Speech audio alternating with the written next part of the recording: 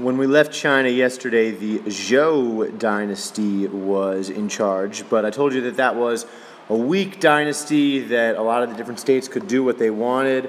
Well, that eventually led to this, what's called the Warring States period, where the Zhou king wasn't overthrown, but he was largely ignored by the states that you see in the different colors there. And this is a period where it's sort of like this big battle royale. All these states are fighting one another for dominance. The Zhou king isn't powerful enough to stop it, and so it's this period of sort of, warfare and chaos while they're vying to become the next one in charge.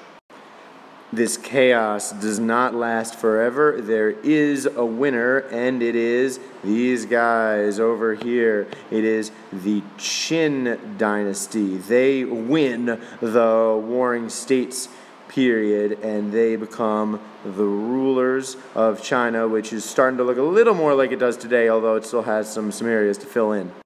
And the Qin Dynasty guys were paying attention yesterday when we were going over the different philosophies, and they picked legalism. Legalism is the way that the Qin Dynasty decided to rule. That's the precepts they decided to rule by.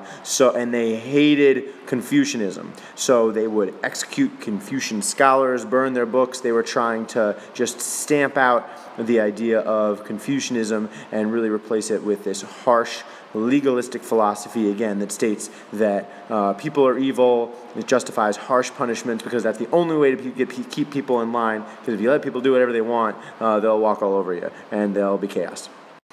Under the Qin Dynasty, everyone who owned Confucian books had to turn them in, or bad things would happen to them, and this was all the idea of the Qin Emperor Shi Huangdi, Qin Huangdi. So he creates this repressive empire. He's a big meanie. He sort of lives in guarded seclusion because he's worried about people trying to assassinate him because he doesn't have a lot of friends. And anyone who speaks against legalism, speaks against him, they're executed. So he's this sort of nasty dictator type guy.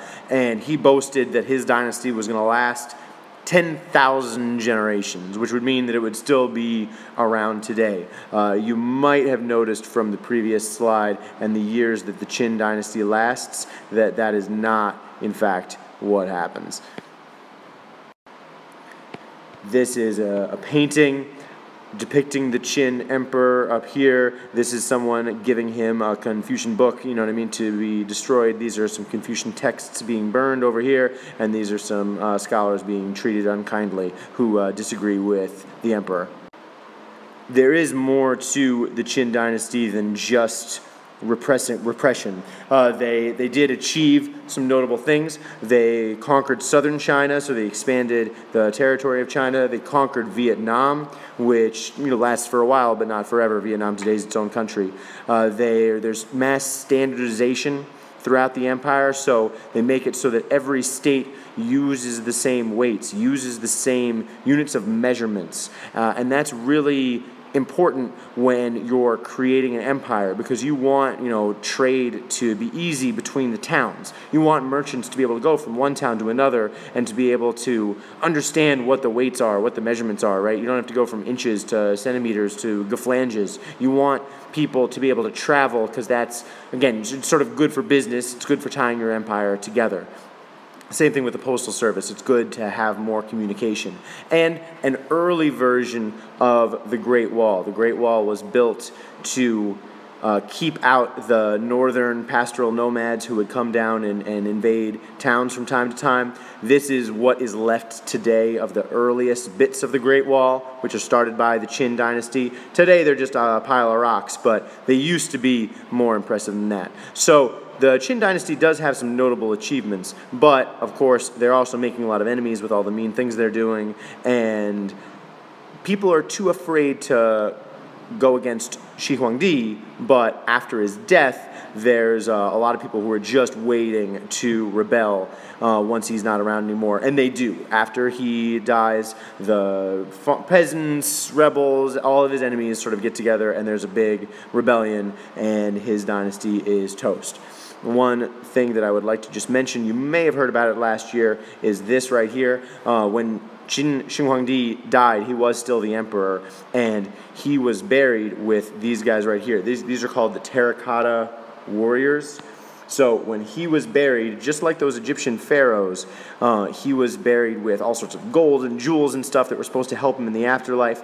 He was also buried with these guys here. These are soldiers made out of terracotta. They're the fake soldiers and fake horses and stuff. And this was supposed to be his army in the afterlife. The idea went something like that he would bring this army into the afterlife with him. So this is all part of his burial. These guys were buried in the dirt, and they were supposed to, I don't know, help him conquer heaven or something like that.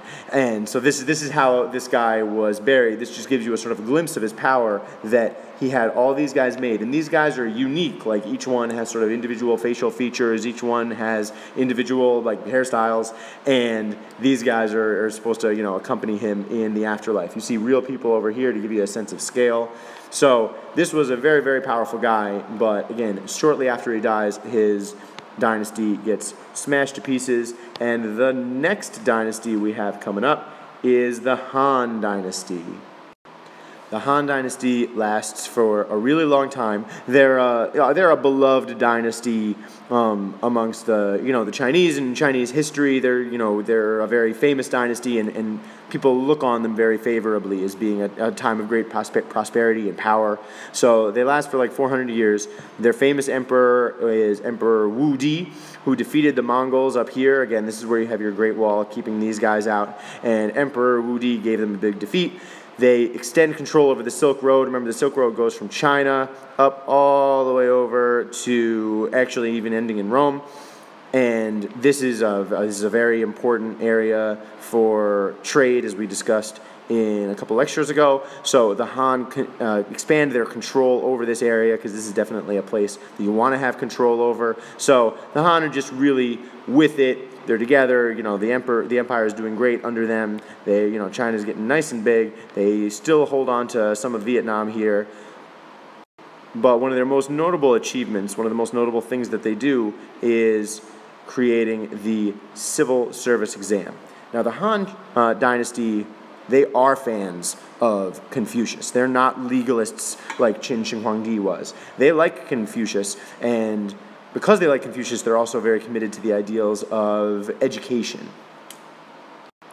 And they put that education to work creating a bureaucracy. You ought to remember from a couple chapters ago that a bureaucracy are the sort of educated officials that help a large empire, do everything it needs to do, collect taxes and, just exist. The education system that the Han creates has a really competitive conclusion, and that's this. In order to get a job in the civil service, which back then is a really good job, farming is very difficult, especially, sort of the ancient version of farming is a very, very, very difficult job. Getting a job in the bureaucracy is sort of much better. It's much more highly sought after. There's more prestige. This is something that you want, and the only way to get it is to pass the civil service exam, which was this very brutal, intensive test that was based largely on memorization of large chunks of the writings of Confucius. You really had to have just a lot of his books memorized and sort of understand what they meant, and it was very, very, very, very difficult. So you would train, you would get educated to try and pass this exam. And if you pass the exam, which, by the way, you would take in one of these cells, this is this picture I'm giving you right here, these are rows and rows and rows and rows of examination cells, small little rooms that you would go into to take this incredibly long test. And if you passed the test, you were in. You got a job in the civil service, and that way, supposedly only the best and the brightest would get these very important jobs that helped the empire run. And if you didn't pass, you didn't get a job, and that was it. It was, at the end of your education, you had a test that determined whether or not you got a really great job. There was none of this interviewing, none of this, building your resume, all sorts of stuff that you guys are going to have to go through. It was essentially, you take the final, either congratulations, you got a really nice job, or so sorry, back to the farm with you. So that is in a nutshell, how the Zhou dynasty goes away, gives way to the Qin dynasty, which itself then gives way to the Han dynasty. Thanks for your time.